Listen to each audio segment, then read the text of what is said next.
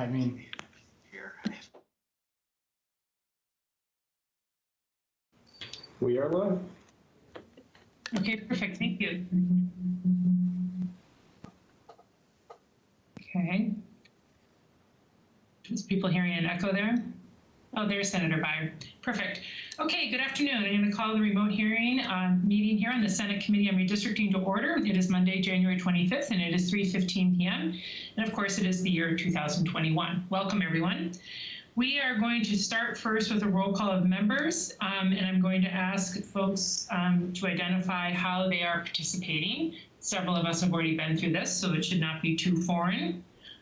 You will need to unmute yourself and state that you are present and whether or not you're participating by video or phone. I'm going to go over a few housekeeping measures before we take the roll. Obviously, please be cognizant of keeping your phone on mute. And we can unmute for you if needed. If you're joining by phone only, which it doesn't seem to be the case, then the unmute is *6. If there's a problem with the online feed, we will stop the meeting and take a brief recess to correct the situation. If you're watching the video feed on OLS or over the phone and participating on Teams, you must mute your phone or computer speaker before unmuting yourself on Teams to prevent noise feedback. Please use the raised hand feature in the chat box to get in the queue for questions. Of course, as you know, please do not use the chat box for comments or discussions. Feel free to email committee staff if you have questions for the presenters that you would like answered in writing rather than during the presentation. If you are not we are not having any public testimony today, so we don't have to worry about this part. And because we're not taking any public testimony, we do not need to go into the details about how to sign up for that. So with that being said, if we can have the roll call, please. Senator Byer. Present by video. Senator Frederick. Senator Frederick, present by video. Senator Hansel. Senator Hansel, present by video. Vice Chair Canoe. Senator Canoe, present by video. Chair Taylor. Senator Taylor, present by video. Okay, thank you. Now we're going to go ahead and adopt the committee rules first, if that's okay. I asked Mr. Lance, our committee administrator, and he's going to have an opportunity later to introduce himself, but he did send the committee rules out. I hope everyone had a chance to look at those. With that being said, I'm going to ask for a motion from Vice Chair Canoe, please. Chair Taylor, I move to adopt the proposed committee rules dated January 25th, 2021. Vice Chair Canoe moves to adopt the proposed committee rules dated January 25th, 2021. Is there any discussion? Seeing none, since there's no objection, I don't think that we need to actually call the roll. So seeing no objection, then, or should we, Mr. Lance, would you prefer that we take a roll? I don't think it's necessary. Okay, all right, so I don't think we're going to go ahead and for the record state the motion passes and the rules are adopted. I'm going to go ahead and state gavel since obviously I do not have a gavel. Now, moving along, going back to welcoming everyone. Thank you. We are embarking on a historic moment here, which of course happens every 10 years, but nonetheless, it's still a historic moment. And I would like to make some opening comments, but first I would like everyone to have an opportunity to introduce themselves. And we do have two people from NCSL who are going to be presenting here today. That's, you see, Ms. Underhill and Mr. Williams. So you're wondering why we have two additional faces on the screen today. That's who's joining us. But let's go ahead and start with committee members. And I'm going to start with who I believe probably has the most experience of the sitting legislators is Senator Byer. If you could please introduce yourself and tell us a little bit about your experience with redistricting. Thank you, Madam Chair. I'm Senator Lee Byer. I represent Central, Lynn, and Lane counties, and about 8 cities and 12 school districts and a bunch of other. So a little bit of territory. This is probably, not probably, this is the 4th time I've closely watched the redistricting process, and the 3rd time I've participated in the redistricting process as a committee member. So not a new experience. Look forward to working on it. It'll be interesting. We were very successful last time. Hopefully we'll have a similar outcome this time and the legislature will be able to do its job. Okay, great. Everyone should know Senator Byers also on the humble side. So he's very knowledgeable, in case you were wondering. And so I'm really so thankful that you're here with us to help make this happen in a successful way. So Senator Hansel.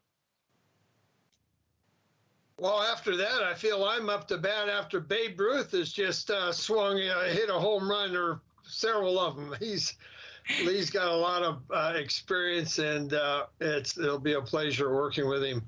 I'm Bill Hansel, State Senator for District 29. I have 6.5 counties in North Central and Northeast Oregon.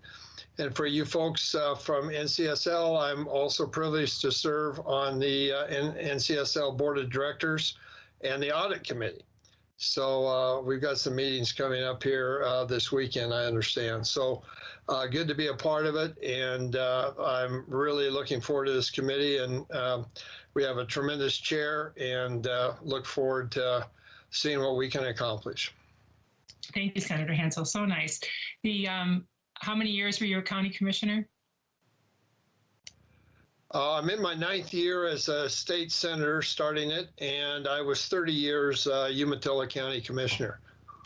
And I know you've lived your whole life out in Eastern Oregon, and so you are very familiar with all the different changes that have happened over the different redistricting eras. So that experience is very valuable as well, I would say. Senator Frederick. Oh, hello there. I'm Lou Frederick. My district is District 22. That's North and Northeast Portland. I was involved with the redistricting in 2011, but I've been watching redistricting of one form or another for most of my life, especially in different places. As a reporter, I covered the redistricting battles in 2000.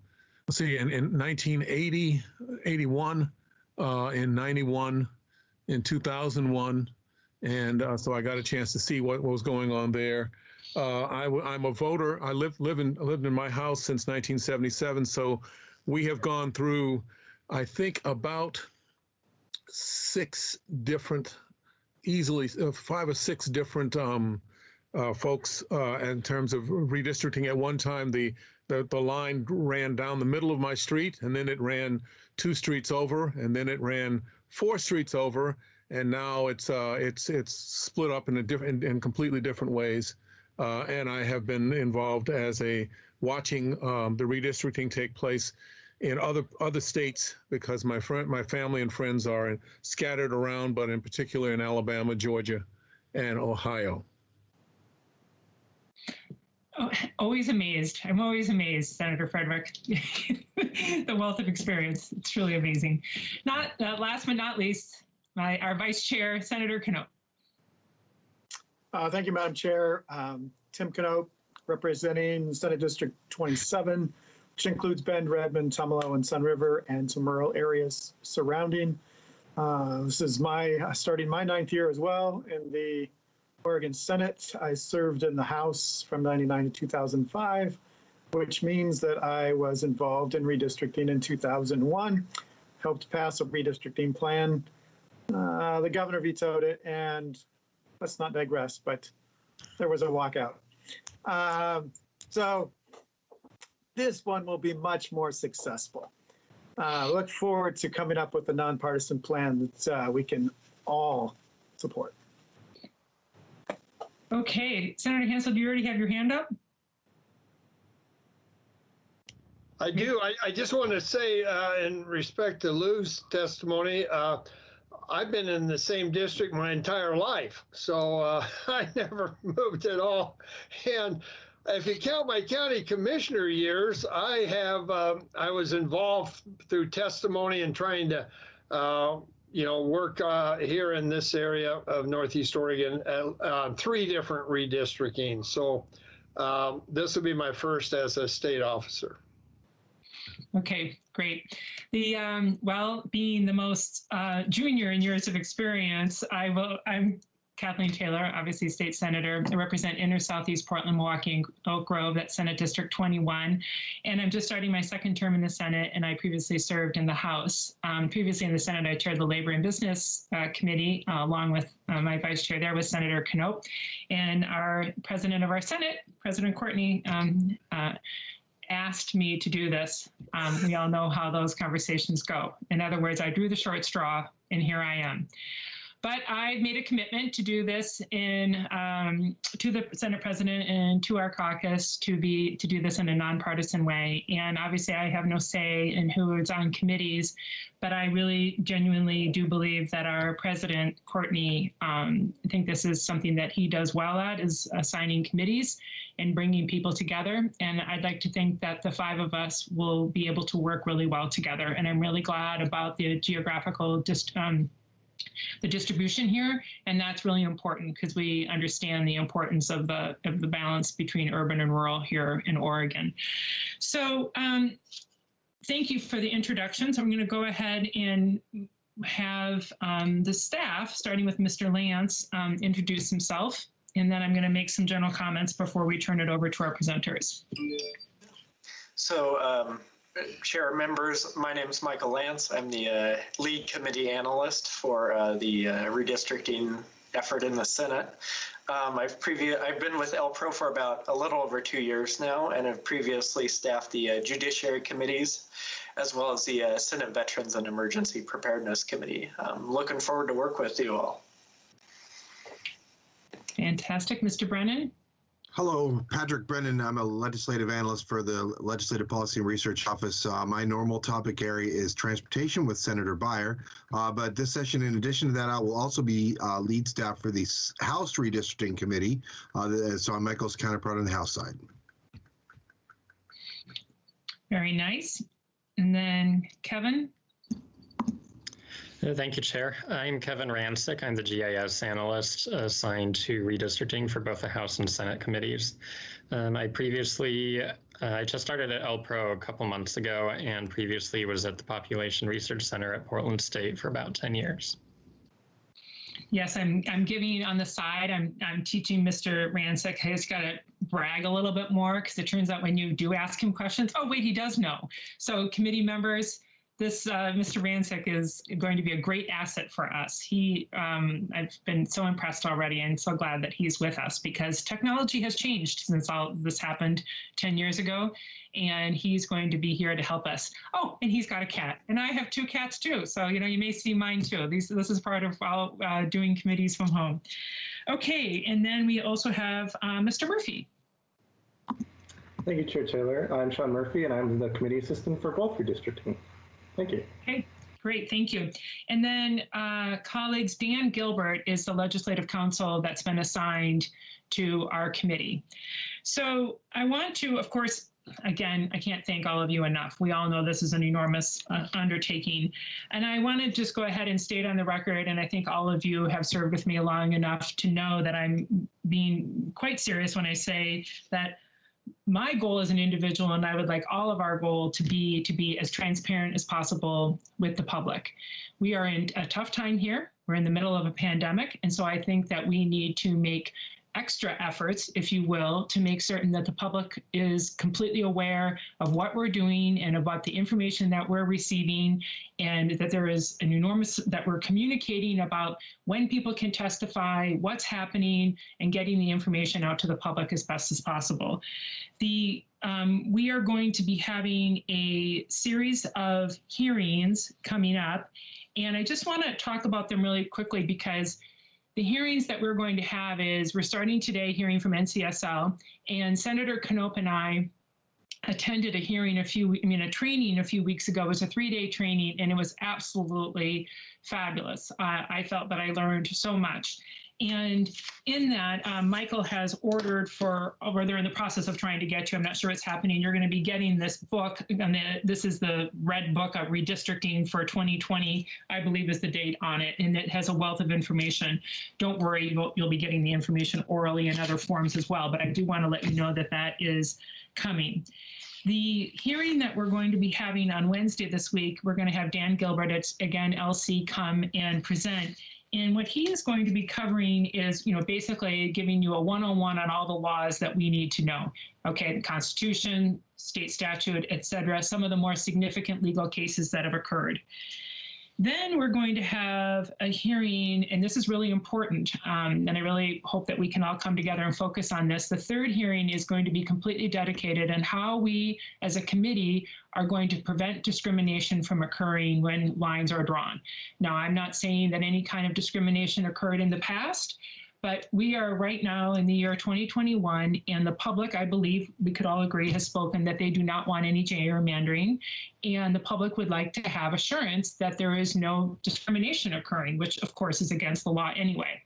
And so we're going to have a complete hearing talking about what it means to discriminate, what the different laws are, how it is that we need to use information about the data when we're drawing the lines, and how we can be cognizant of that. So I just wanted to bring that to our attention. And then we'll have a hearing talking about how to use the data, what does the data mean, what do you use when you're drawing the lines, what are the census blocks, all that type of thing.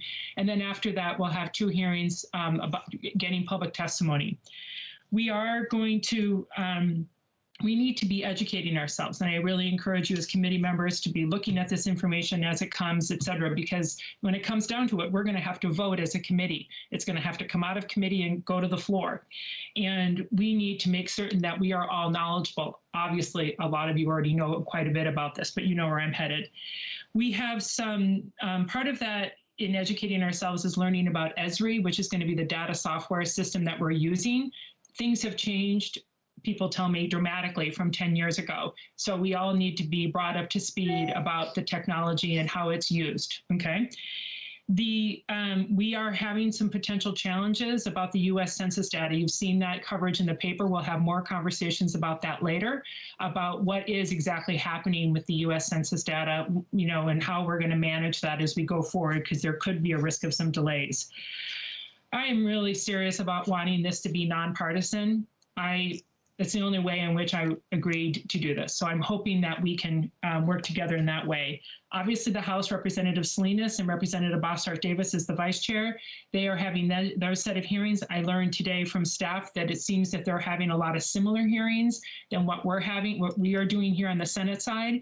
So they're going to be doing their hearings. We're doing our hearings for now, but I understand from leadership what will most likely happen later is that our committees will come together.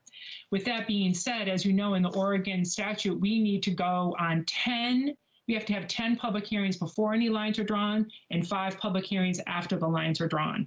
With COVID, that poses a certain set of challenges. So we'll have some additional conversations about how the roadshow, if you will, how public testimony, if it's going to be a hybrid or what we're going to do. We need to have some more conversations about how we're going to manage that process, but we still need to do that process. The last but not least, I can't emphasize it enough, even though I wasn't around to do it last time, things have really changed. And it's always been meant to be a data-driven process. But now, if one does not follow the laws and does not use the data correctly, these redistricting plans end up in court and they don't work out. We need to be, there's a risk of it ending up in the Secretary of State's office, but that also is subject possibly to ending up in court. So I would say that there's a lot of motivation here for all of us to be fair and reasonable and work together and to be nonpartisan. And the work that we do and the product that we develop will be open like never before to public scrutiny, and we need to justify why it is that lines were drawn the way that they were drawn. So with that being said, I just wanted to kind of put some context, give people a general idea of what Senator Knoop and I have been planning for the next upcoming hearings, and wanted to see if anyone had any questions before we turn it over to having an informational hearing. Senator Byer. Yes, one of the questions that I have is just a procedural one, Senator Taylor. I guess the way it's always done is that the Senate districts are composed of 2 House districts. General rule of thumb was that they don't change much, but there's nothing to say that they can't. Having split like that, I mean, in the past, the starting point has always been you draw the House districts. And as separate committees, I'm curious what your vision is of how we're going to make that all work together.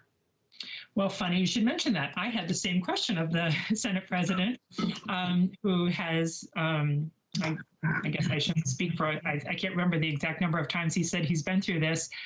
But it is my understanding, and again, we should circle back with the Senate President. Obviously, I can't speak for the Speaker, is that the idea was for the Senate to start from what we envision our starting point, and the House to get going. And like I said, it's turning out, I don't know if I can use the word coincidence, Mr. Lance, but it's turning out that the House is having a lot of the same hearings. I am in communication with Representative Salinas, again, the chair on the House side. There are certain things that I've communicated that it does seem to make sense that we would coordinate, for example, the roadshow, the public hearings, for that to be done together. It is, again, my understanding, I want to be careful when I say this, that the leadership is envisioning that we would come together at some point. So right now, we have some learning to do as a group. We need to be brought up to speed. We need to learn how to use this ESRI. We need to find out what's happening to the census data. One way or the other, the House is going to gather similar information. And I think it's still up for discussion, Senator Byer. Maybe we have to have 2 House seats nested within our Senate seat, as you know. I'm not sure if we're going to get as far enough for them to start drawing lines and us to start drawing lines, or if we're going to go do our separate work, then go together on the roadshow, virtual or hybrid or however we do it, and then start coming together as a committee. If committee members would like to state a preference and like to communicate, you should speak up. Speak up in committee or contact me out in an email or something if you want to propose something. Well, Madam Chair, I guess a legal question I never thought about before. I've always assumed that you had to nest 2 House districts to form a Senate district, but I guess that's a legal question. Do you have to? Yes, you do. I don't want to speak for Dan Gilbert, but it is my understanding from reading it in the volume 5 but it states in there that the 2 House seats have to nest within the Senate seat. That's Oregon statute? Mm-hmm. Okay, that answers. I correct, Mr. Lance? Mr. Lance is also an attorney, colleagues. Am I stating that correctly?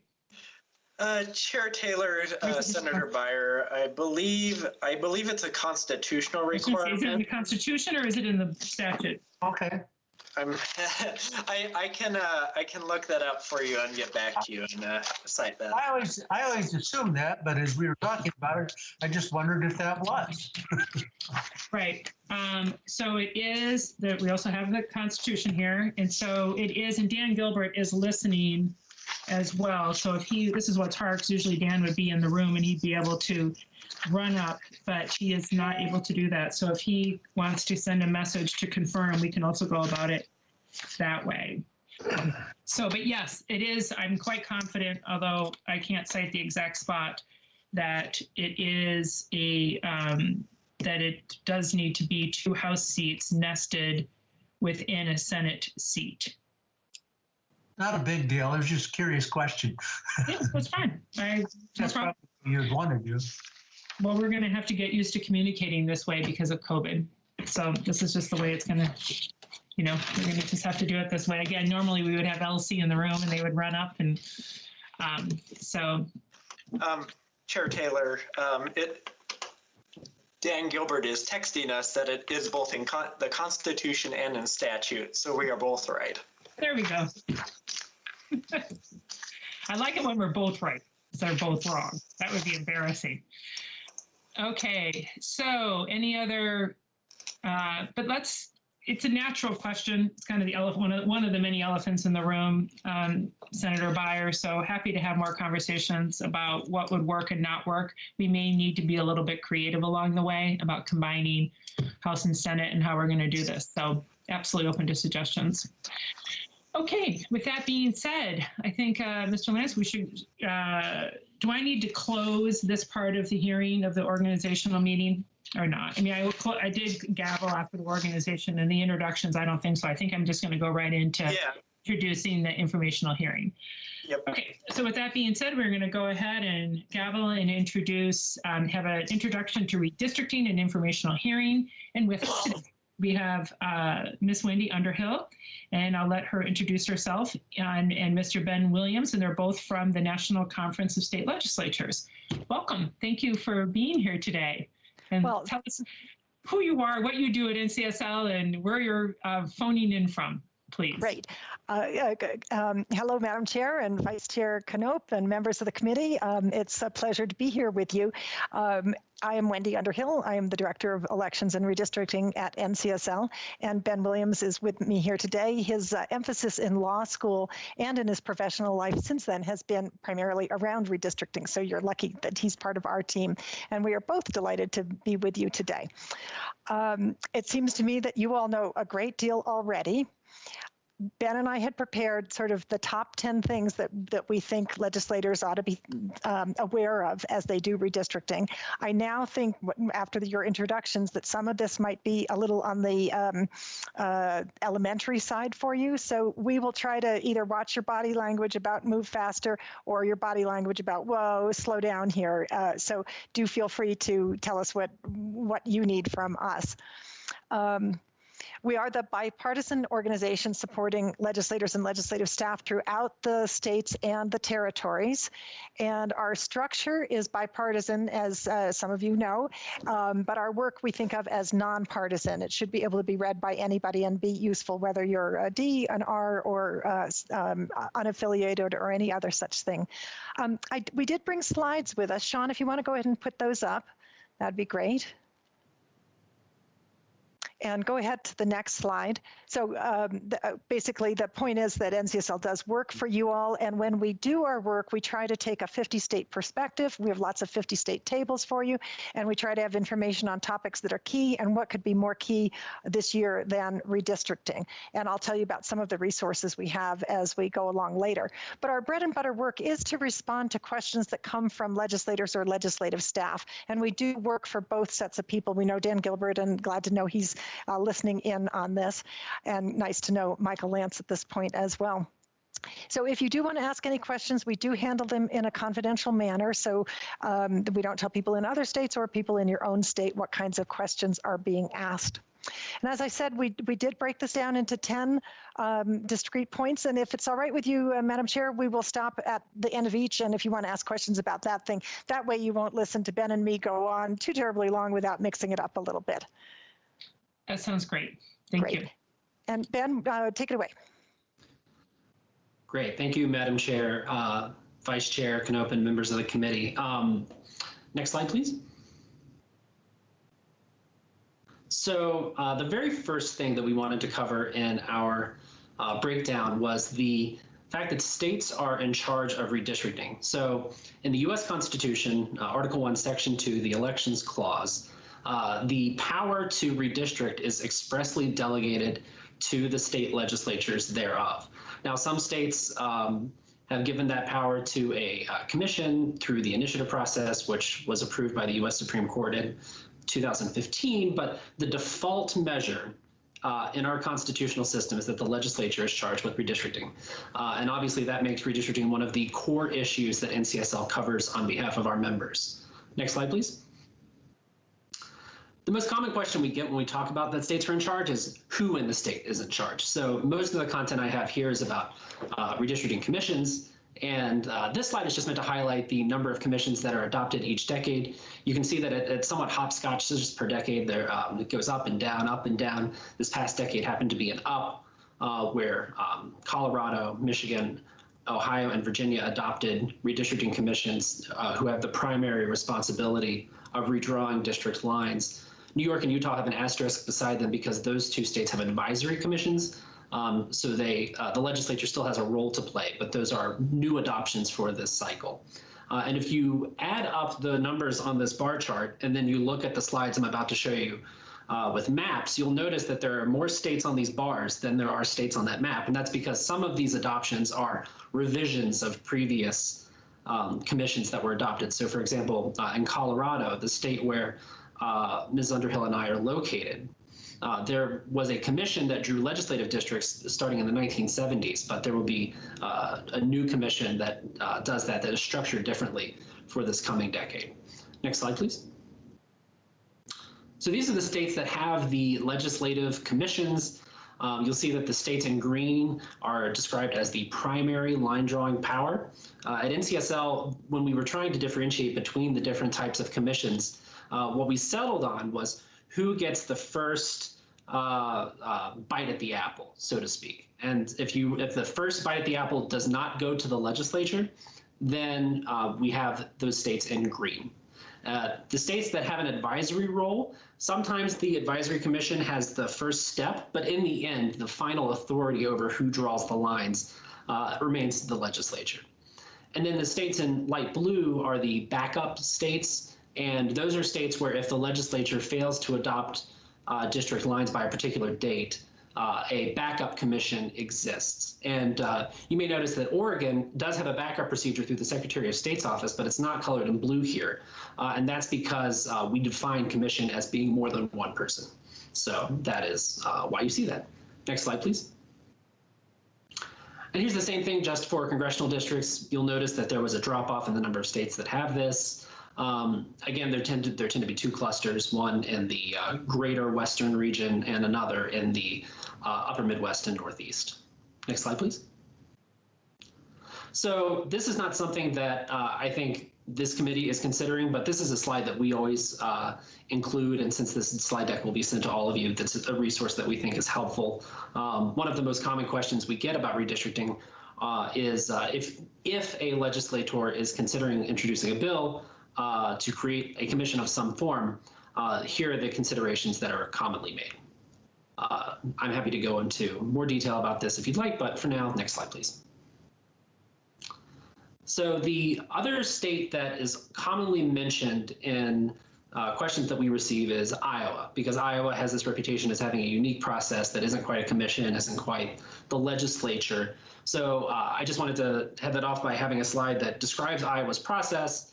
The long and short of it is that the legislature still retains final authority over adopting a map, but the lines are drawn by nonpartisan staff in 3 separate rounds. And the legislature is allowed to send the maps back to the nonpartisan staff with feedback on what they'd like to be changed. And ever since the system was adopted, even though the legislature could, in the end, ignore the nonpartisan staff's proposals and draw lines of their own, all legislative and congressional districts that were ultimately adopted were drawn by nonpartisan staff. Next slide, please. And I'm happy to take any questions about the authority to draw district lines. Thank you, Madam Chair. With that, I will pass. I've got a question, if I may. Oh, sorry, I didn't see you there. Okay, yes, Senator Hansel. What's an example of a nonpartisan staff? Madam Chair, Senator Hansel, nonpartisan staff would be an NCSL lingo, that is staff that is not affiliated with one party or another. So in some states, the staff members who staff the legislature are affiliated with one caucus or another. But in some states, the staff are employed by the legislature itself and are not affiliated with either party. So that is the nonpartisan staff.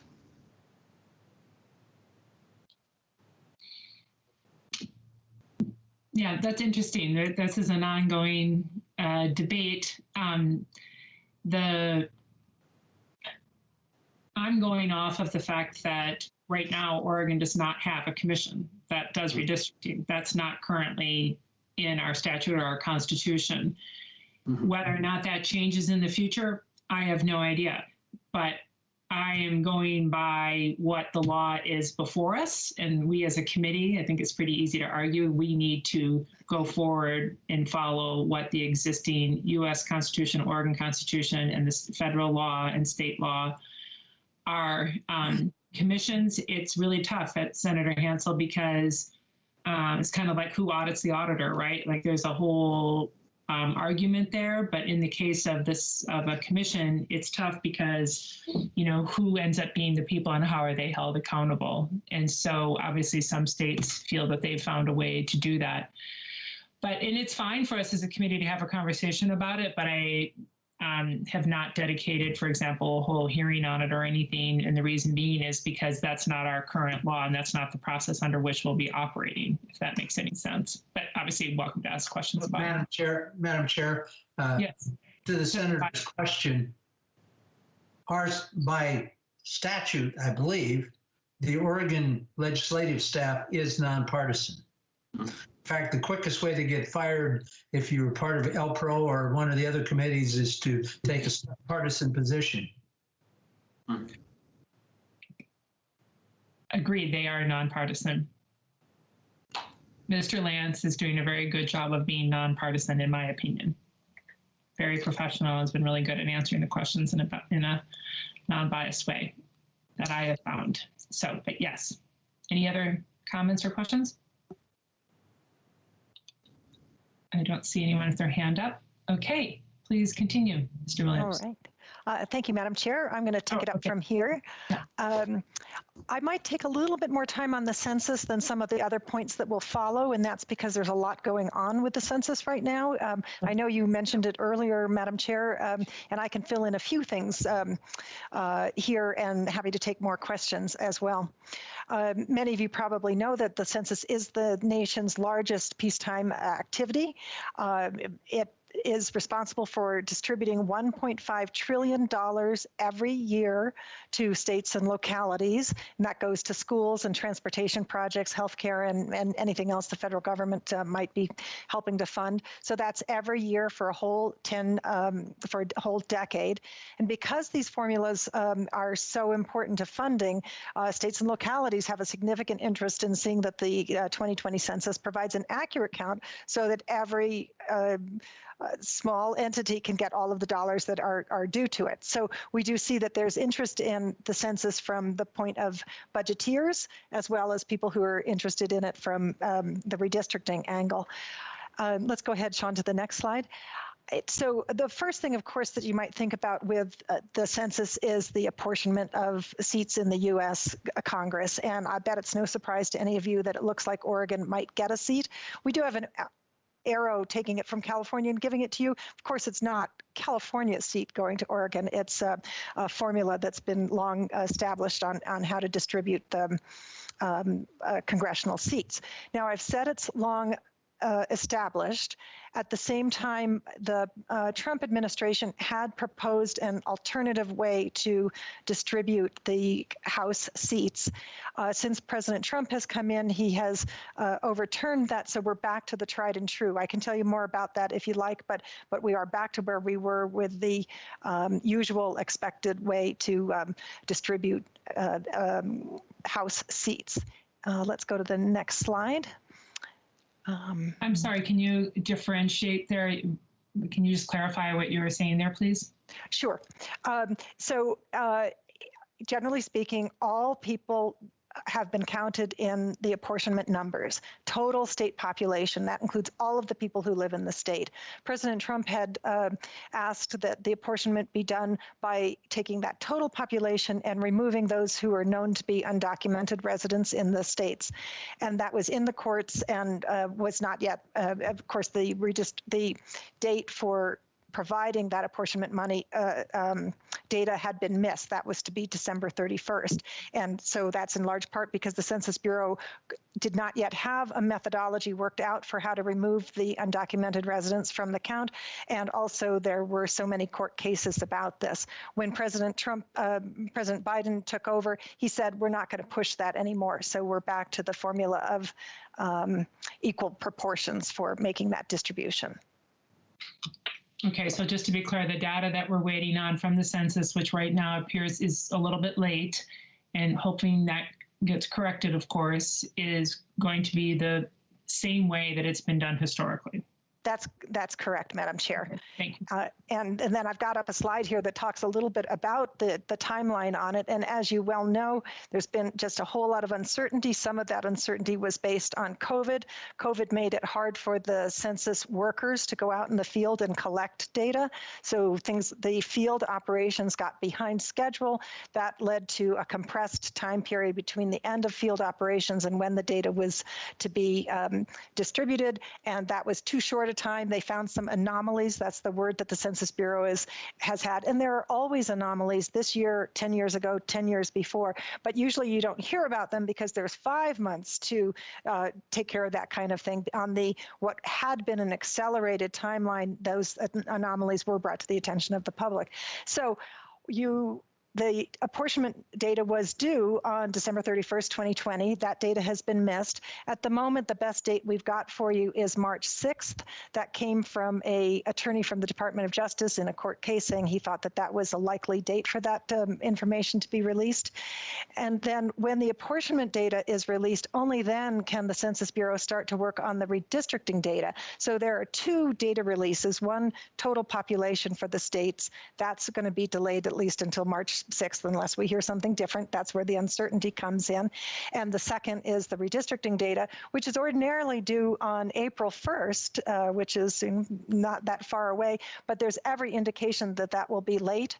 And of course, you'll then want to know how late, and I can't tell you for sure how late, but we're hearing likely the end of July. It could even be later than that, into the fall. We do not know. We will let everyone know as best we can the minute that gets released. Of course, that'll be front page news as well. We do have a redistricting distribution list that all of you are welcome to be on, and we can mention that again at the end so that you're getting the latest news that we have. Okay, so thank you, Ms. Underhill. So one, before I forget, Mr. Lance, let's make certain that if any committee member that would like to be on that listserv, the distribution list, let's make sure that's happening. Senator Hansel, do you have a question? Yes, I have a quick question, and you may be covering this later on, Wendy, but who determines the lines for the congressional district? Is that state by the state committee, such as ourselves, or is that a federal process? Madam Chair and Senator Hansel, it is in fact done by the state, and I would guess that your committee will be doing that as well. And I think for you all it'll be interesting because it won't look exactly like it did 10 years ago because you have to divide by 7 instead of dividing by 6. So that is probably on your plate. I don't know of anyone else in Oregon who would be likely to have a hand in that besides yourselves. Yeah, so thank you, Ms. Underhill. So Senator Hansel, yes, it is our committee's responsibility. I did something no one should do, is I just assumed that everyone on the committee knew we were drawing the lines for the legislative seats, but then also for Congress. Right now we have 5 congressional seats. Oh, I'm so sorry. For lack of turn, the word on the street is that we will be getting 6. That's okay, Ms. Underhill. I don't know how you keep all the 50 states straight. So yes, we will be drawing those lines as well, which is a significant undertaking, Senator Hansel. One other quick question, if I may, follow up. Follow up. And maybe Lee can answer this if we don't know.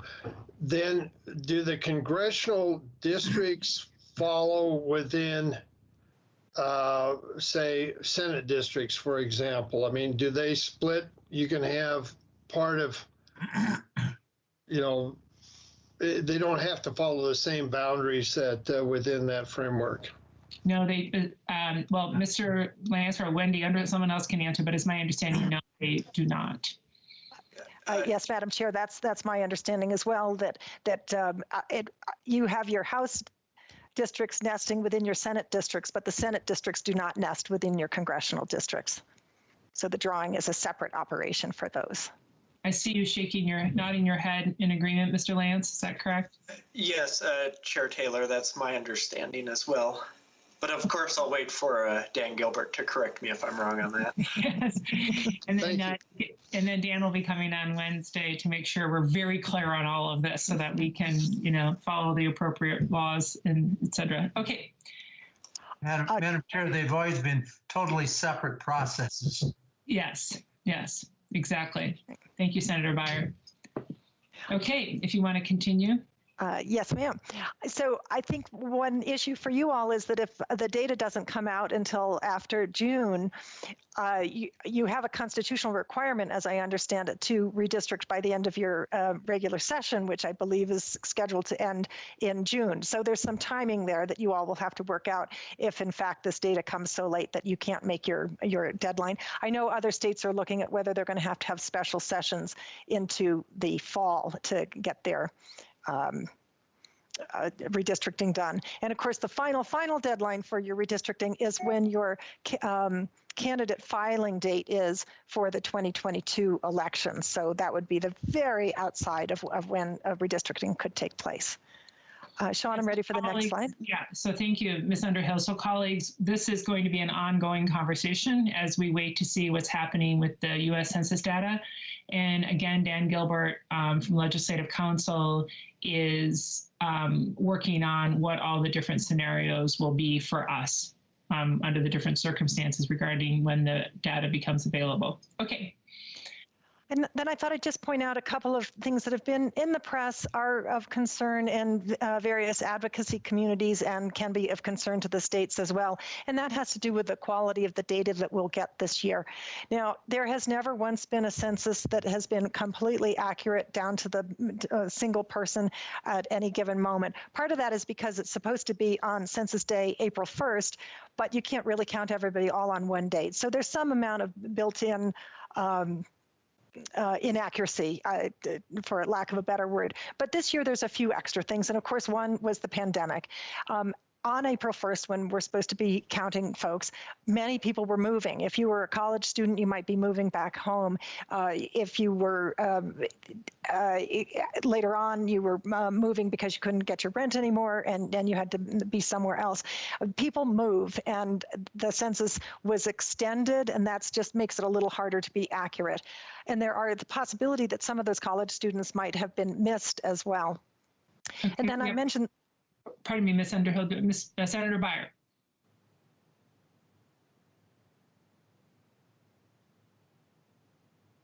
I think you're on mute, Senator Byer.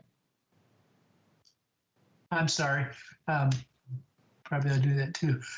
It seems, my memory was that this year they were trying to do something different. They were trying to guide people to go online. And I remember getting a letter from the Census Bureau in late February, I think, saying go online and do your census. And so a lot of that was done in March. So how did that jive with the April 1st deadline? Madam Chair, Senator Byer, that's an excellent question. They do start the counting in January in Alaska, in some of the places that are hard to reach. And then in March, they started sending out to many people who have not a post office box at the post office, but a mailbox at their house, a note, and then a follow-up note, and another, and another, and another, encouraging people this year to use the online self-reporting tool. And of course, many people did, but other people didn't. Some people don't get their mail, don't pay attention to their government mail, and so that's where the enumerators are sent out to knock on doors. So if people self-responded, that was great, because then you got that information accurately according to the people who are living in that household. If they didn't, that's where the field operation goes out. And I will say that the census allowed people to respond by mail. You could say, I want a mail form, please. But to respond by phone, they had people with many different languages who would help you fill it out by phone, or this online process. So there were a variety of different ways to help people do their forms this year. And yet still, and every other year as well, anybody who doesn't fill out their form in any of those modalities gets the knock on the door. And I will tell you, my husband was an enumerator for the Census Bureau this year, so that was kind of an interesting thing. I was looking at it from a policy point of view, and he was looking at it literally from the street. It is interesting, yes. So no census has ever been redone. I think I learned that in the training, correct? They never. That's correct. Census, so colleagues, there is no path to redoing it. But can you tell us a little bit about what happens if people notice an error or underreporting or something like that? Sure. Thank you, Madam Chair.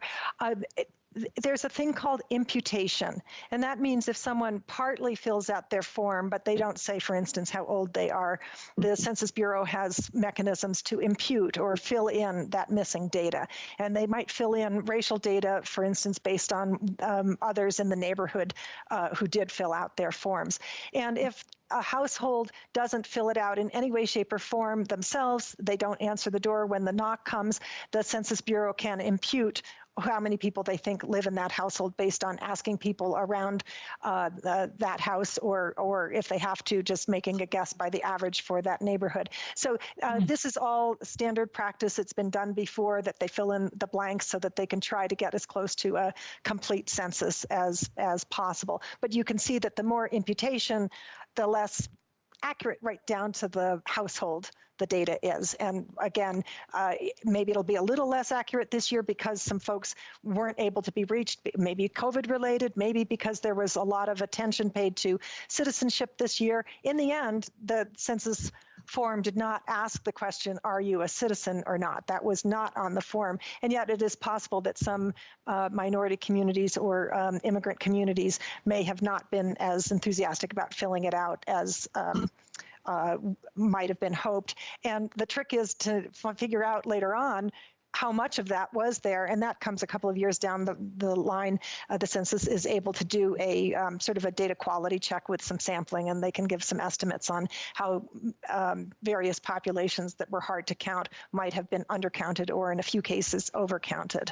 So does that work always get done to a couple of years later? I read about that, the data sampling. Was that just in order for quality control going forward to see if you need to have systems improvements, or is that in order for changes to be made in some of the legislatures or congressional seats? Madam Chair, it's just for the first. It's an informational exercise and a continuous improvement exercise, so that if we can learn something this decade that we can use in the next decade, they can do it. But when the data comes out, the PL 94-171 data that is down to the block level, which is the smallest units of geography, that data doesn't change. That's what you've got to work with for redistricting purposes. So I remember in the training, somebody chimed in and said, I can't remember the individual's name, I think I did write it down, saying that there is a process if you notice an error, fixing errors in the census. Is that it? What is that about? Madam Chair, that is called CQR, which stands for something that I can't tell you right now. And it is a way for states to address something. So if you know in a census block that there are 250 people living there and they only put 25 people in it, you can say, we have evidence that this is different than what you've said. And that will change the federal funding stream, but it doesn't change the baseline data that you've got. So it won't impact whatever the decision is, even if an error is discovered and someone comes forward with data, it doesn't change the drawing for the legislative seat or the congressional seats. It only changes the federal funding potentially. Yes, Madam, that is correct. I think it's also possible that there could be some lawsuits about that if there were any groups that felt that the data was so far off of what is knowable on the street. I can also imagine that small jurisdictions will feel this the most, which, if you don't mind, that gets me to my next point about data quality. The Census Bureau is using a new system this decade, to protect the privacy of respondents. And first of all, it's federal law that the data is protected. Second of all, of course, we would want it to be protected. The system that had been used in the previous decade and the one before that as well has been proven that it can be broken. And so they're looking for a new system. This is called differential privacy. Part of the using any system really is to put a little fudge in. They call it noise. So differential privacy is going to introduce some noise, and that noise looks like it will be greater at the small jurisdictional levels. So small communities in rural areas, not so much the counties, but the municipalities, and small ethnic groups, not so much African Americans in the largest city in the state, but perhaps Asian Americans in a smaller place. So that differential privacy is of concern to some redistrictors. It's pretty hard to know exactly how it's going to work, and it's possible that your state demographer has looked into this. Some of the state demographers have. So if that's something you want to take up further, we do have a web page on it that I'll point you to later, and we can go into this in more depth if you like. I'm not a demographer. I'm not a statistician. I just know that there is concern in the civil rights communities and in the redistricting communities that in small places, it will be known that the data that arrives is different than the on-the-ground data. So I think it's possible that that'll be partly just maybe slow things down as that gets sorted out. And I think that the implementation of differential privacy is part of the reason the Bureau is taking a little bit longer than they had originally planned for, in addition to the fact that COVID, of course, hit them just like it hit everything else. Okay, well, that makes sense. And thank you for the clarification. That's helpful. Thank you. You're welcome. And that is all I had on the census. I'm happy to answer more questions or hand it back to Ben and go on to the next slide. Any other, we're going to have obviously additional hearings about the census and how we're going to use the data. And obviously Kevin will be helping us with that in the GIS format, his assistance. Any other questions before we turn it back to Mr. Williams? Not seeing any. Okay. Thank you, Madam Chair. Next slide, please. So I actually have the next two topics. I have equal population, which we'll get through pretty quickly, I think. And then I also have the Voting Rights Act and racial gerrymandering, which I expect will take a little bit longer. Next slide, please. So the key principle of equal population is one person, one vote. I think this is a term we're all familiar with.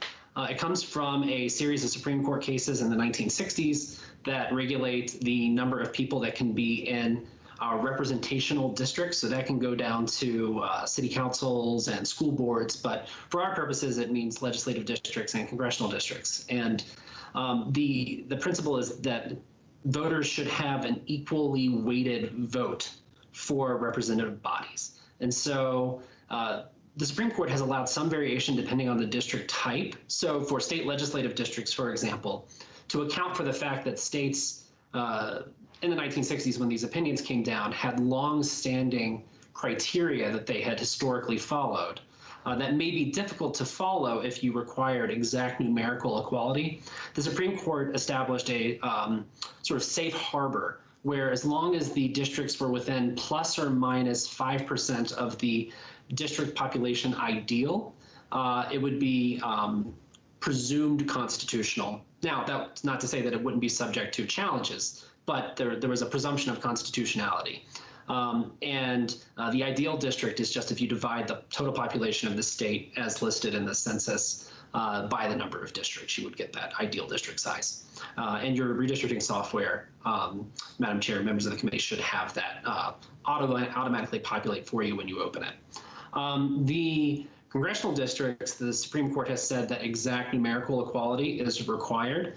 And sometimes states do deviate from that slightly, but they need to have a legitimate state interest to justify why they would deviate from that. An example I can give you is that West Virginia has a whole county provision that tends to be pretty rigorously followed. And in this last redistricting cycle, the state had like a 0.5 deviation in their congressional district population, but they kept all counties whole. They didn't split a single county. And they just moved one county from one district to another. That went up to the Supreme Court. The Supreme Court said that that was a permissible deviation because the changes from the previous map were so minor, and the fact that they were following a longstanding principle that had been followed for decades prior. Very interesting. Senator Hansel has a question. Thank you. I know it's been discussed before, but I'm just curious. When it says one person, one vote, there's a lot of people we represent that are underage. They don't vote. So how can you help me with that a little bit? Sure, Madam Chair, Senator Hansel. So the Supreme Court in a case called Evenwell v. Abbott, which was decided in 2016, actually litigated this issue. So litigants sued the state of Texas, which had used total population in the 2010 redistricting, and said that it should only be the citizen voting age population that is used to determine one person, one vote. The argument being in the case that the weight of a relative vote could differ between districts based on the number of actual voters in a district. The Supreme Court did not address the question of whether citizen voting age population was permissible, but they held that the use of total population was permissible under the U.S. Constitution. Justice Ginsburg's majority opinion had language in it that implied that that was the preferred method, but that was not necessarily joined by other justices in their concurrences. I will add that because they only said that it was permissible and they did not reach the question of citizen voting age population, it is unclear whether or not that would be permissible. If states were to use something other than total population in the coming cycle, that is something that would likely be litigated. And I'm sure that Mr. Gilbert, as your counsel, as someone who we've enjoyed communicating with, would be more than happy to answer this for you. But the long and short of it is that total population has been used historically, and that is the most commonly used method by a significant degree.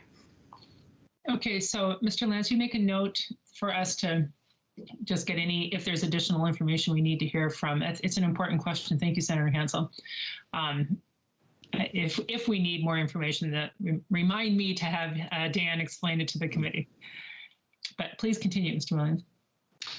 Thank you. That is all I have for one person, one vote. So next slide, please. So this is the more complicated one. So this is the Voting Rights Act and racial gerrymandering. And as you'll see as I go through this, these slides, these two principles conflict. They have different mandates for you as redistrictors that are have to be reconciled in the redistricting process. Next slide. So the overarching one, which I want to mention first because it's a federal constitutional requirement, is racial gerrymandering. These cases emerged from the state of North Carolina in the 1990s, and the claim originally started with white plaintiffs suing for a lack of compliance with traditional redistricting principles. The legal argument that they made at the time was that white plaintiffs had the right to live in a colorblind society. The Supreme Court in the 90s adopted this new doctrine saying that the use of race to a certain degree violate the Equal Protection Clause. It was unclear at the time what the doctrine actually meant.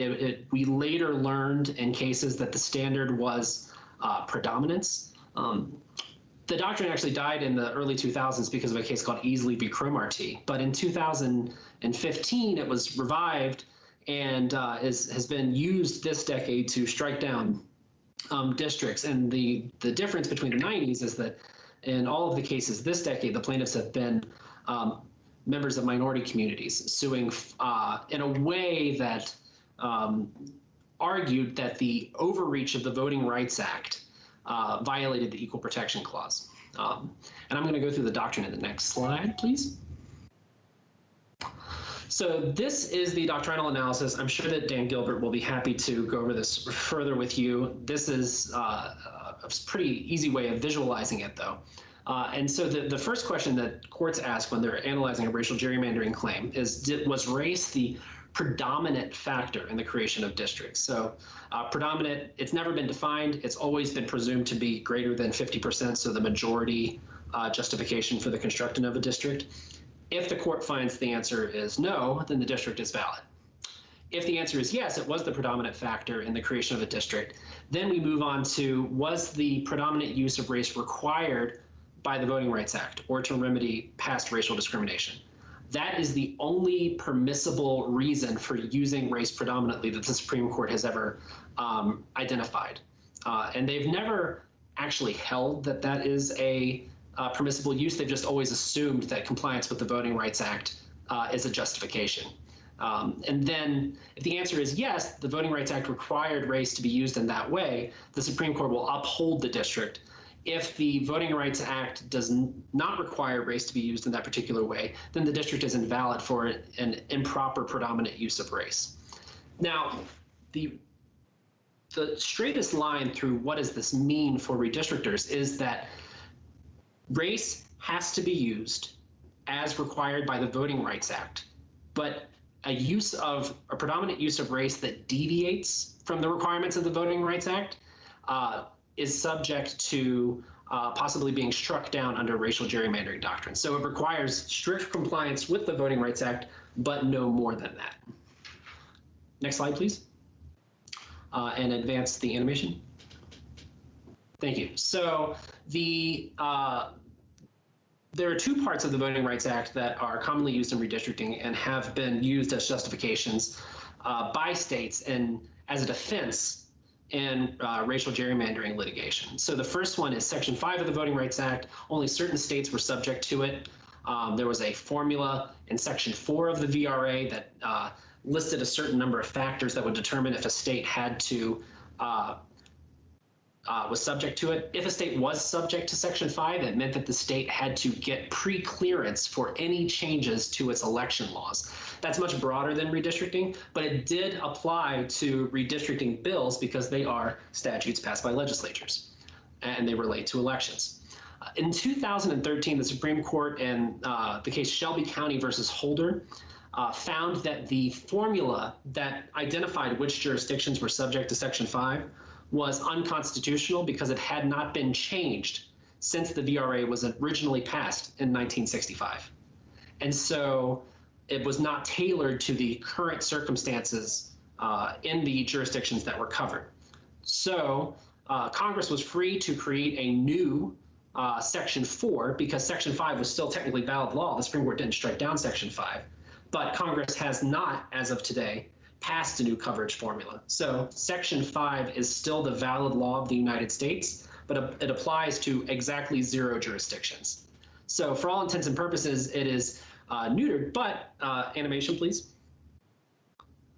It is possible that Congress could enact a new Section 5, and now that there is single party control in Washington once again, that possibility has been increased.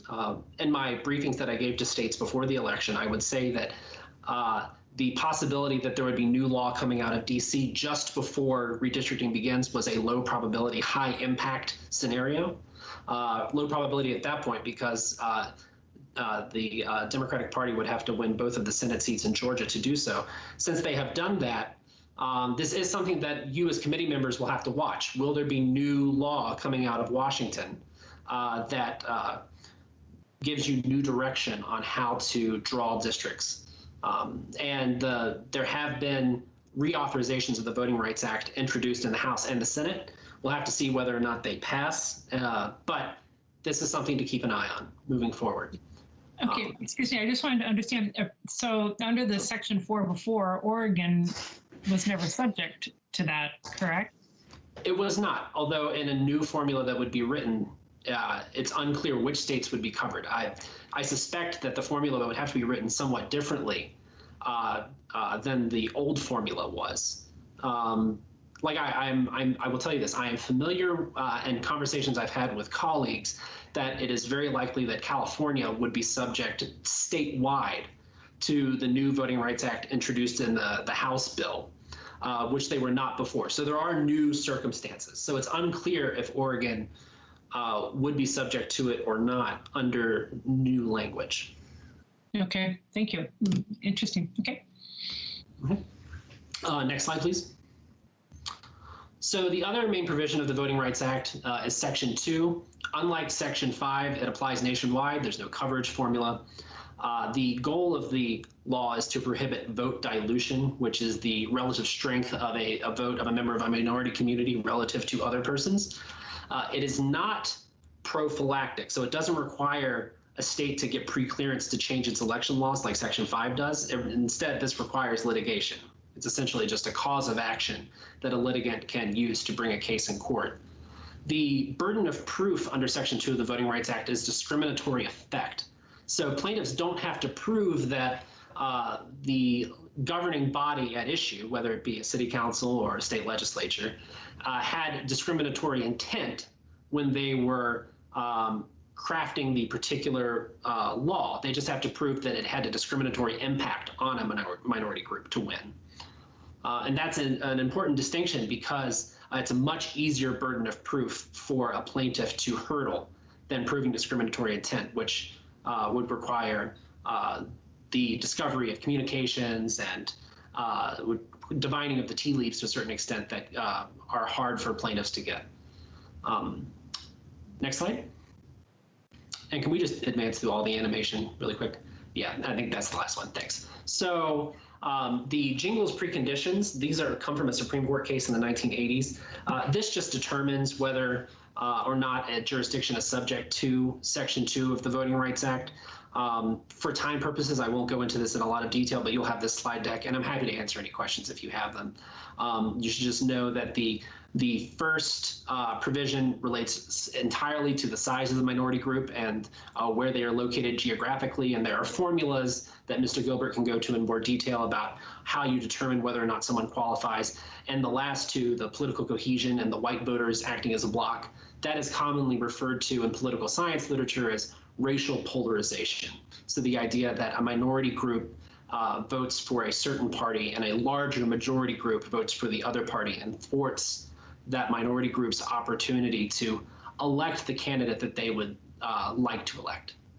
And then just give us a general background of what the Jingles Act is, or the lawsuit that occurred. Sure. So this was a yes, Madam Chair. This was a lawsuit in North Carolina back in the 80s when the Voting Rights Act was reauthorized, and it was unclear what circumstances in which Section 2 would apply. In theory, it could apply to a lot of different situations. So the Supreme Court in this case set these three preconditions just to say these are the threshold issues someone who's bringing a lawsuit must meet in order for Section 2 protection to apply. So the idea is that it limits the scope of the number of situations in which you could have a discriminatory effect claim. So, and the logic is fairly straightforward. For example, if the minority group is so small that even if you drew a House district that fully encompassed them, they still wouldn't constitute a numerical majority. They would never be able to effectively elect a candidate of choice anyway, because they're just not numerous enough. So it provides a certain degree of restriction on the situations in which a Section 2 lawsuit can be successful. Thank you for the clarification, colleagues. This is I know it's always hard at the hearings at the end of the day, but this is a really important point, and Mr. Gilbert will be talking about this in more detail. And when we have the hearing talking about the population shifts in Oregon over the last 10 years and looking at our data, that will be the intersection, correct, Mr. Williams, of how we're going to need to look at the Jingles Act and see how, I shouldn't say that Jingles, I guess it's part of the Voting Rights Act, but that this intersection about the demographic changes here in Oregon there. So stay tuned. It will be interesting. Madam Chair, that's all I have for Section 2. If there are no other questions, we can turn it over to Wendy to talk about criteria. Perfect, please. Great. And next slide, please. So I think that many of you know that states have to, of course, meet the requirements that Ben has just laid out that come from federal law and the U.S. Constitution. But states can also have their own criteria or principles, and virtually all do, and Oregon is amongst them. And they can change over the time, but generally speaking, they don't change frequently. I will say that they're usually in the Constitution of a state, sometimes in statute, and we do see some committees, such as your own, that will adopt some guidelines that will guide them for that one redistricting cycle. And I'm just going to look at a few of the most common of these. So let's go to the next slide. Compactness is a concept that we all sort of know. We know that a circle is more compact than a star is, for instance. But how do you know it when you're talking about redistricting?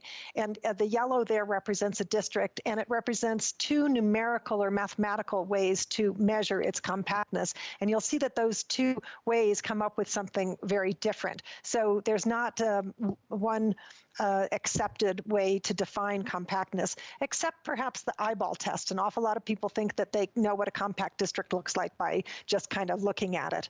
But just because something isn't compact doesn't necessarily mean that it's a bad district. Sometimes that eyeball test is gives you kind of a false reading. A district could be oddly shaped to meet a particular need, and that might easily be to create a majority-minority district. So something to think about. And I don't believe this is in the Oregon Constitution, so maybe you don't have to think about it. Next slide. The next question is contiguity, and this means that a person should never have to leave the district to re-enter it. You should be able to walk throughout the district without ever exiting it. So you don't want any donut holes in the middle of it, and you don't want any extraneous parts outside of it. And Oregon does have this requirement. And the way redistrictors think about this is that you want to keep as much territories, geography whole as you can.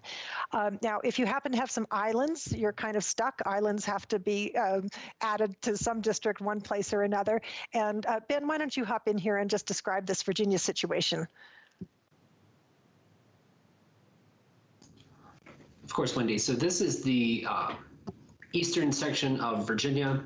I don't know how many of you are familiar with this area, but this is the area around Norfolk, Virginia Beach, the Tidewater region.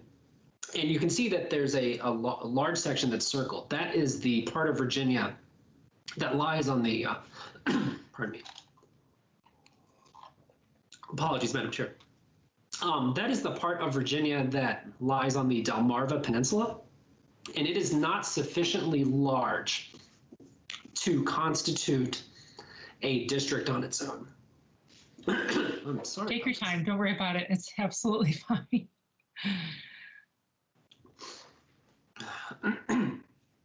So when people are drawing districts on the Eastern Shore, they have to find some population elsewhere in the state to add up to a minimum district size. And so if you can see, there's a very teeny section that's circled that's in red, and that is actually the other part of that district. And it's just to highlight that when you have contiguity, the issues commonly come up in three situations. One is with water, as you can see here. The second is with point contiguity, which is the idea that you wouldn't necessarily be able to walk through a district, but it does meet in an exact point somewhere. In some states that's permissible, and in some states that is not. And it's typically been litigated throughout history. So your counsel would be able to advise you on whether or not the state Supreme Court in Oregon has ruled on that in the past. And then the third situation where it comes up is if you have a requirement or a desire to keep city boundaries whole, but the city over time has annexed non-contiguous neighborhoods, then obviously something has to be split, whether or not those extraneous city neighborhoods are left out, or the county line is split up in some way, or other townships are split to grab those other sections to keep the city whole, is one of the situations where contiguity can become an issue. But in general, the most common thing that we see is water, and this is just one of the most demonstrative examples that we have.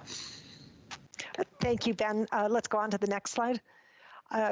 I want to talk about preserving political subdivisions, and this is something that is measurable, unlike some other things. We've got compactness, you can sort of measure it, but no one can agree on what the measure is. But when you're talking about subdivisions, and that's counties, could be cities, could be school districts, you can actually count how many counties got split into two districts. So it's splitting is the word that people use when they're referring to this, and it's hard to avoid because if you're going to make equal population districts, counties don't come in like Lego sizes, right, that you can just add one to the next, that each one is different. So some splits will be probably essential, but the fewer splits, the better. Courts will be looking at that after the fact, and if they see that there is an option that they that had fewer splits, they are not as likely to be enthusiastic about the one that got chosen, unless you can explain why you did it.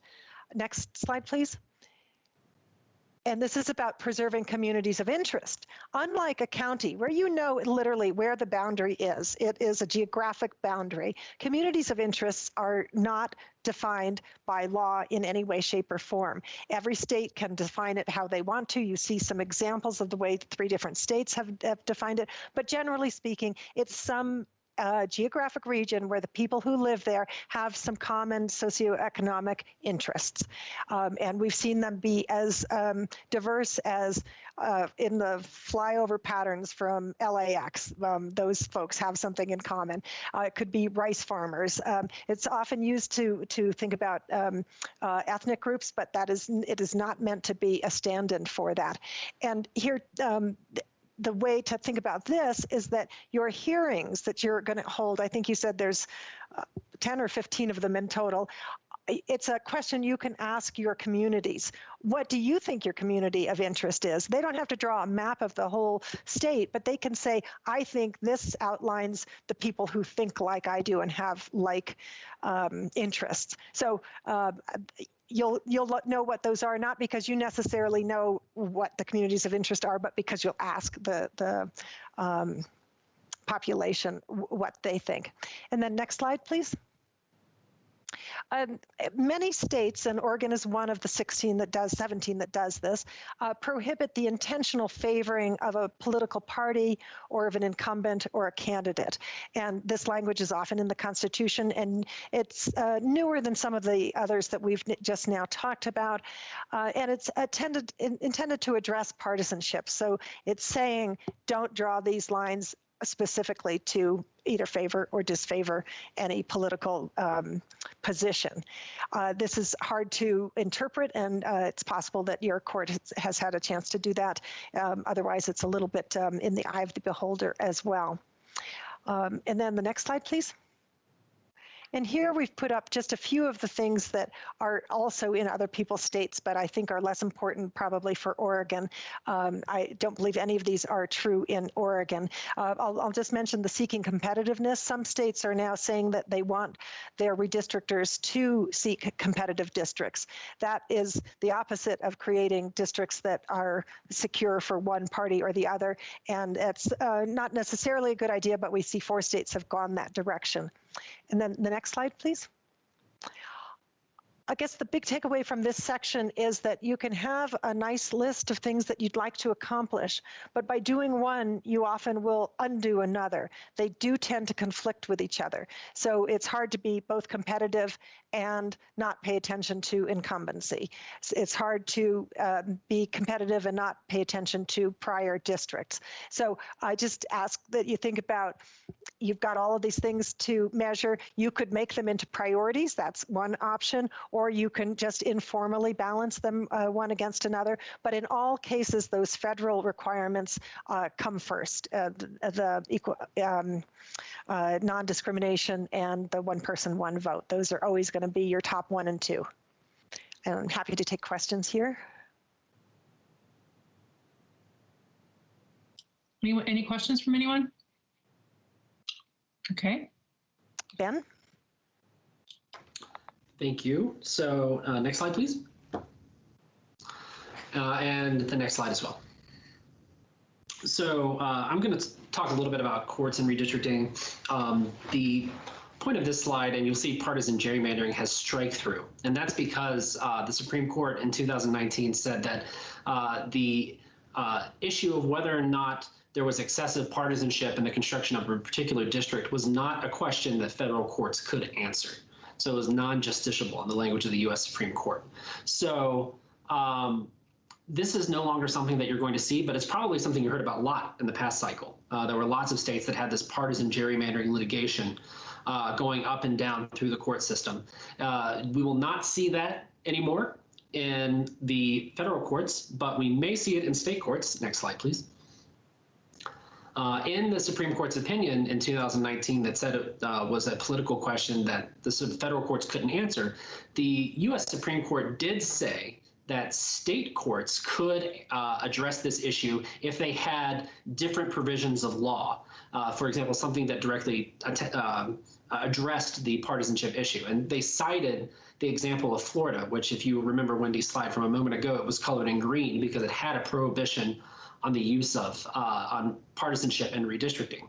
So these claims of partisan gerrymandering could live on in state courts, depending on how your state court has interpreted its own laws. And I've cited one example here, which is the idea that constitutional provision that is common in state constitutions, that elections be some combination of free, equal, or fair.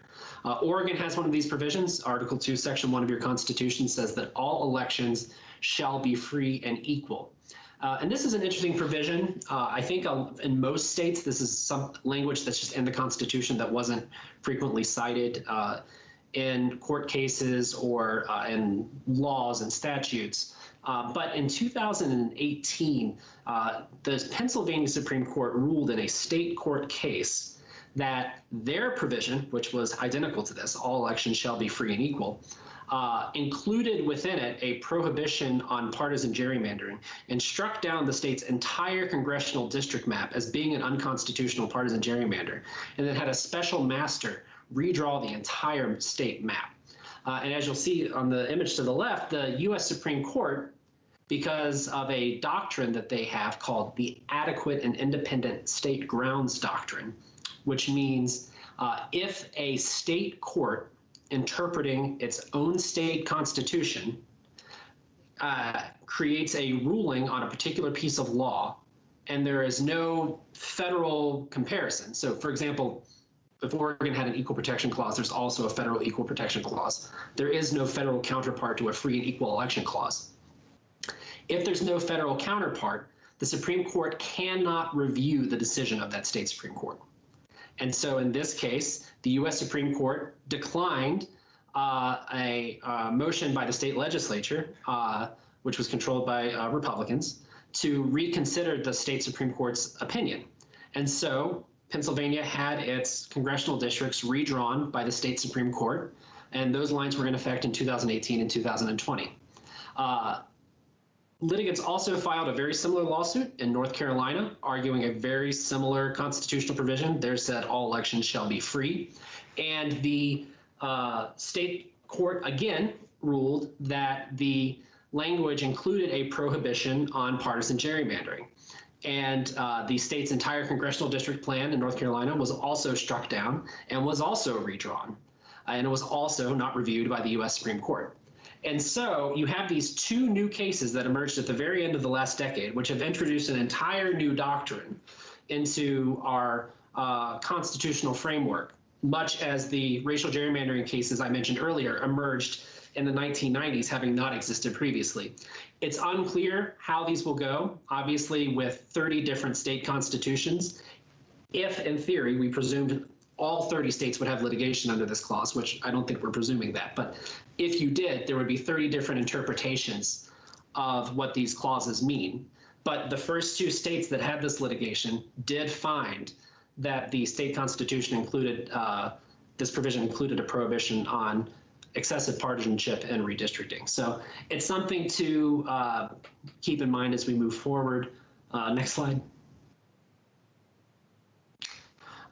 One of the things that was commonly cited by people who were analyzing the cases in Pennsylvania and North Carolina was that the judges on each state Supreme Court were elected in partisan elections. So the justices on the state Supreme Courts had a D or an R by their name. And in both Pennsylvania and North Carolina, the state Supreme Court was controlled by the opposite party that controlled the legislature. I don't say that to diminish the validity of their opinions. I think judges are often asked to put aside their political leanings when they rule on opinions, but I mention it just to say that there may have been some selective forum shopping on the part of these litigants. They picked states where they knew the Supreme Court might be more sympathetic to their claims than would exist in other states. So it's just something to keep in mind. As you'll see, Oregon is in the dark blue sea of nonpartisan elections for your judiciary. Next slide, please. And that was it for that. So if you all have any questions on litigation. Are there any questions from the committee members? you have here data matters how to handle incarcerated people. I mean, Dan already provided that answer for me. I didn't know if you wanted to talk about that, Ben, because I know there's several states, at least I learned in your training, there are several states that are now including those who are incarcerated. That I believe, and Mr. Lance can correct me, that if that were to happen, that was going to be a statutory change, and that did not occur here in Oregon. Therefore, I do not believe that we will be factoring that in. Did I get that right, Mr. Lance or Mr. Williams? Chair Taylor, that hasn't become law yet here. So as at the moment, we're not factoring it in. Obviously, if it became law in the next several weeks or months, then we would, but not for now. Okay. Thank you. And Madam Chair, I'm going to hand it over to Wendy for the data matters section. Oh, okay. Yeah. Yeah. Absolutely. Oh, I apologize. I got ahead of myself. Sorry. No worries. And one of the things I want to say is we will move it along just a little bit quicker because you all have been very patient with us, and we appreciate that. But let's move on. So I won't talk about the prisoners. If you want to talk about how prisoners can be reallocated, that's the phrase, back to where they originally lived, we can do that. But I'm going to skip it because it's not appropriate to Oregon at this point. On the what data to use piece, of course, we're using census data, but that is not the only kind of data. The second kind that's very important is political data. And this is not just how did the 2020 presidential election go down at the precinct level. It's going back over several election cycles and for several different kinds of elections, not just the top of the ticket, and for primaries as well as for general elections. So that kind of data is known in your state, and I'm sure that Kevin is out there building that into the database. So you've got census, you build on top of it politics, and then some folks will build other kinds of data on top of that. And I will say that it wouldn't be uncommon perhaps for political parties to use whatever they'd like to use to evaluate the maps that you're drawing. So maybe that doesn't become part of the data set itself, but there are other ways to look at who's voting in what way. And so just know that people are going to be using, I mean, it's almost right down to the data that you might get from Amazon on what books people are buying. Not perhaps exactly that, but there's a lot of very detailed data out there that can be purchased and used to evaluate your plans. Okay, And then one moment, Ms. Underhill. First of all, Mr. Lance, Ms. Underhill stated several things about using of political data. Will you just make a note to make certain that in future hearings we have a little more in-depth conversation so we can get clarification on exactly how that's going to work here? Again, it's our first hearing, but we have a question here from Senator Frederick. Yes, at some point, Ms. Underhill, I would like to talk with you about the incarceration folks and people who are incarcerated, both how the census data affects that and how that is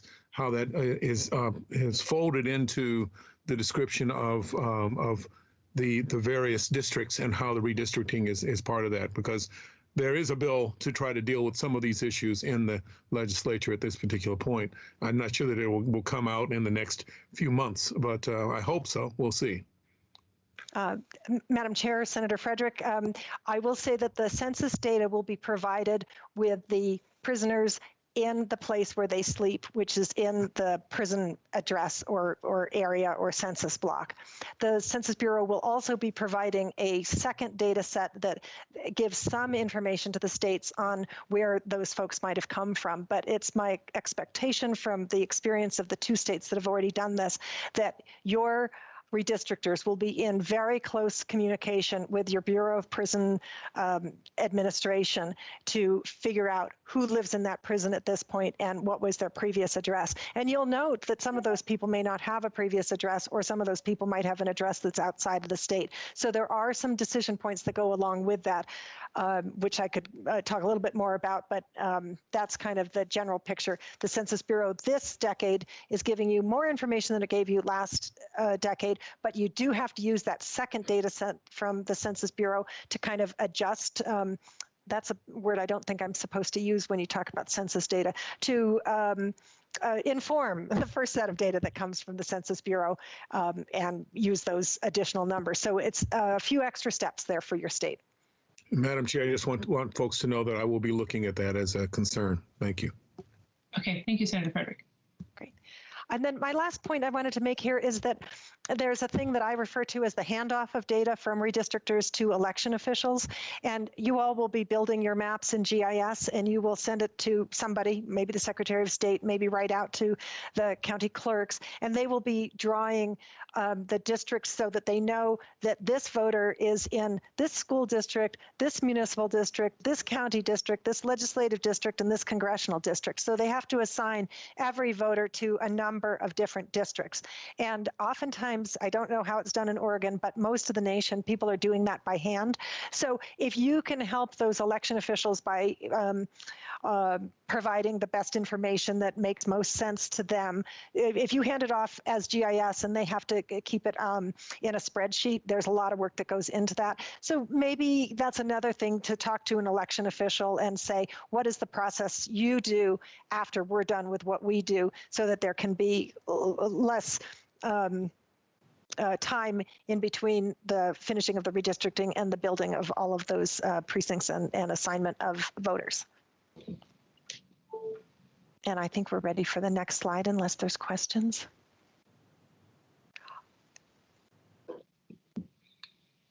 Okay, I'm happy to keep going if there are no questions from the committee. Let's keep going.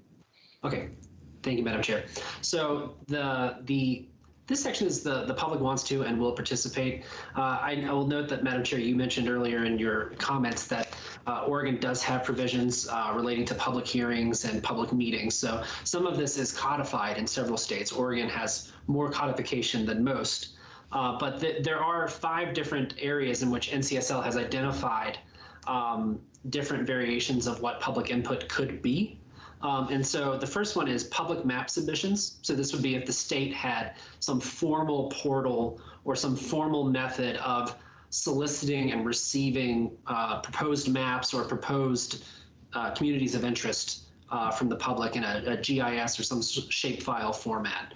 It can be something as simple as written descriptions of what a map should include, but that is the general idea. Public comment and testimony is the second category, and that would tend to include the feedback that the public gives after a map is drawn. So as you mentioned previously, Madam Chair, after the maps are drawn, you have 5 additional meetings around the state where you solicit feedback. That would be inclusive of this provision that we've identified. The third one. The colleagues, I'm sorry to interrupt, just so I was trying to narrow in what to have in my opening comments. And so just so you know, the information systems folks are building a website for us, and there's going to be a web-based Esri component on that. And so the public will be able to draw lines.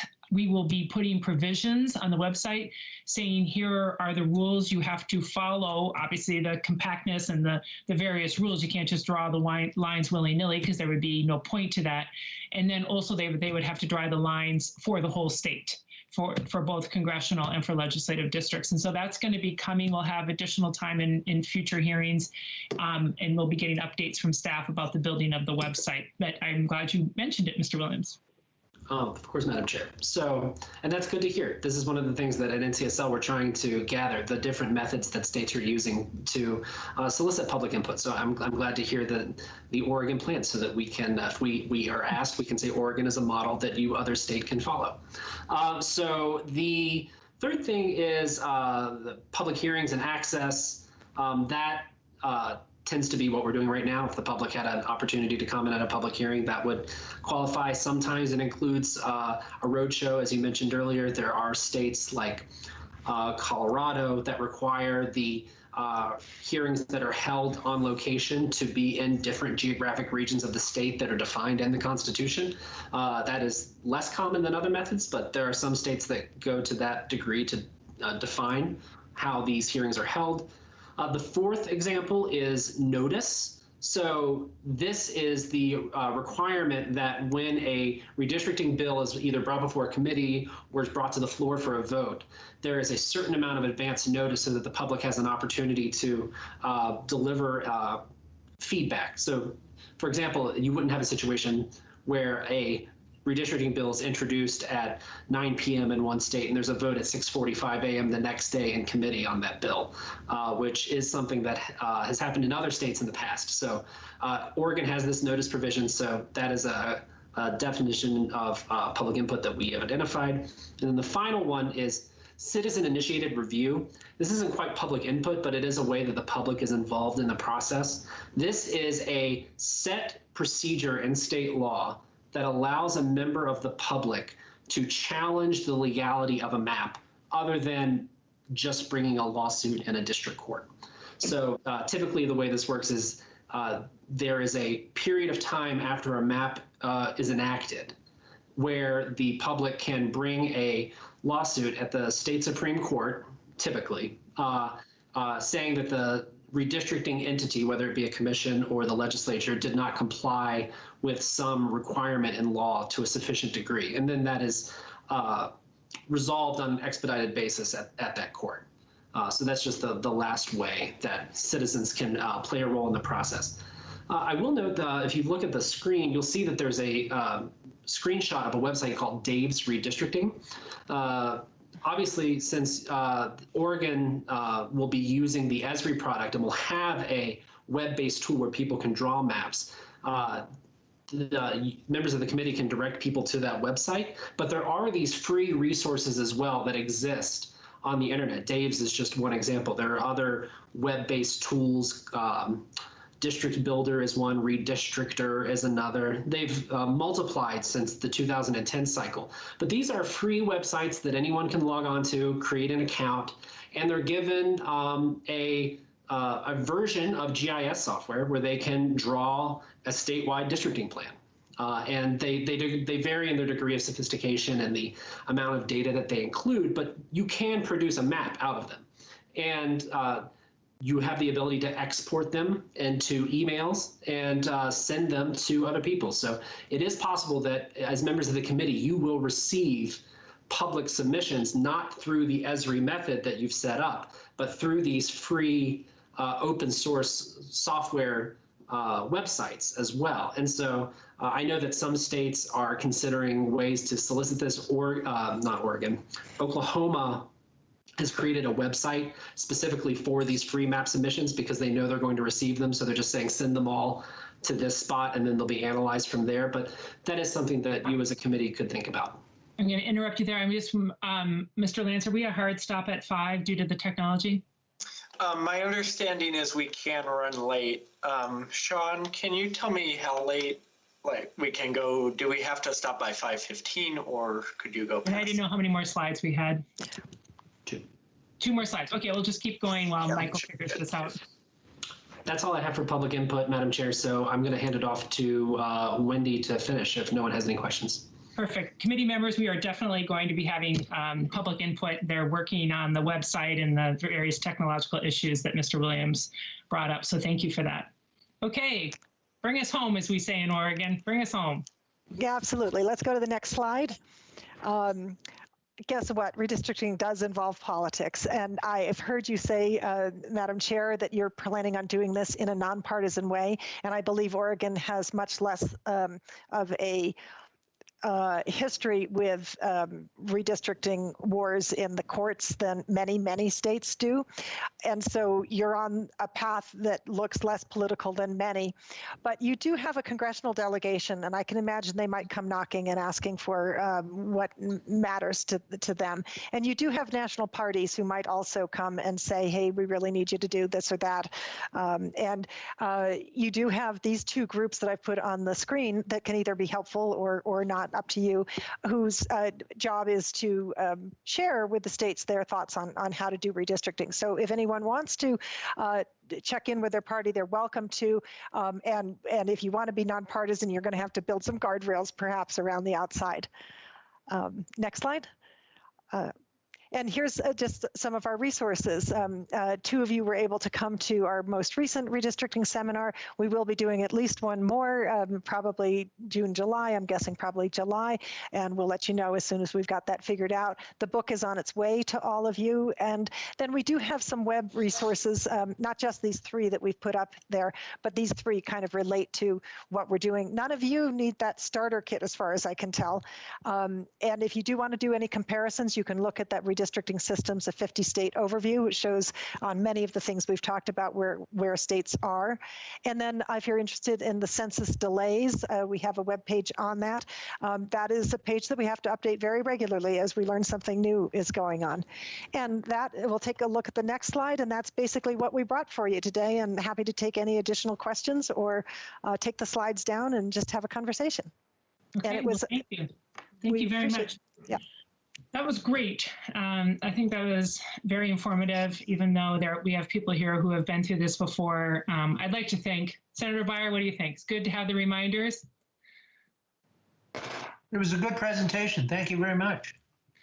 Yeah, and some things have changed. Again, not having been through this before, but I have been, it seems that every conversation I have, people tell me about the technological differences between now and 10 years ago and what an impact that will have on the process.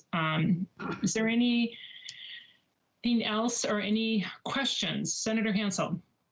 I just have a question to Senator Byers. It looks like he's in Maui or someplace there. Wishful thinking, Bill. That's Kauai. Oh, sorry. But he's not in Kauai, Senator Beyer. I'd like to be, Bill.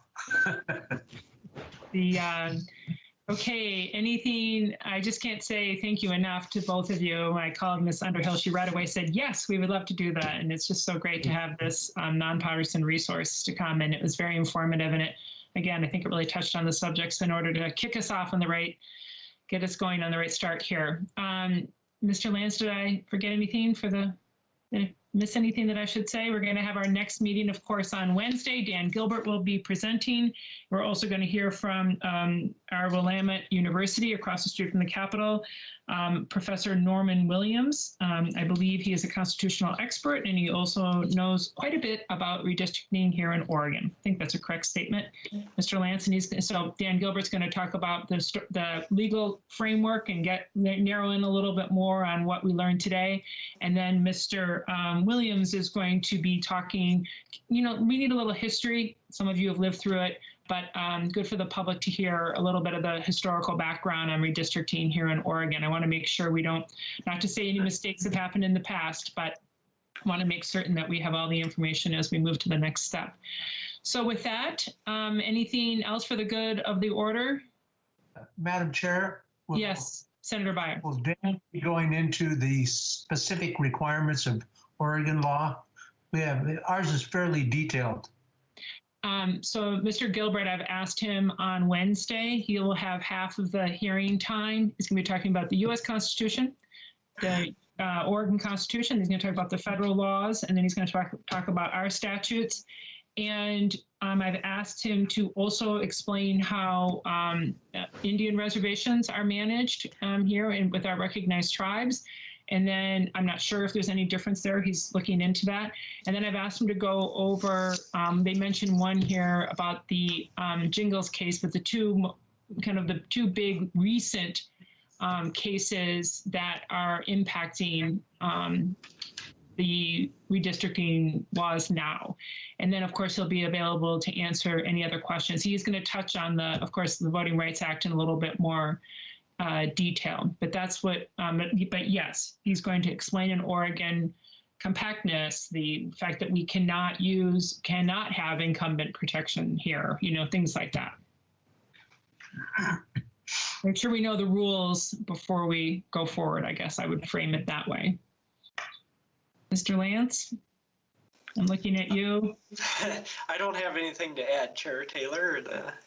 Very great presentation, and we're off to a good start, I think. Yes. Okay. So, Senator Frederick, I know it looks like you are there somewhere. Anything else for the good of the order before we conclude for the evening? Okay. Well, it's not raining here in Portland, so Enjoy the rest of the evening, and thanks so much again, everybody. And we will see you Wednesday at 3:15 for those attending. Thank you. Thank you. Thank you very much.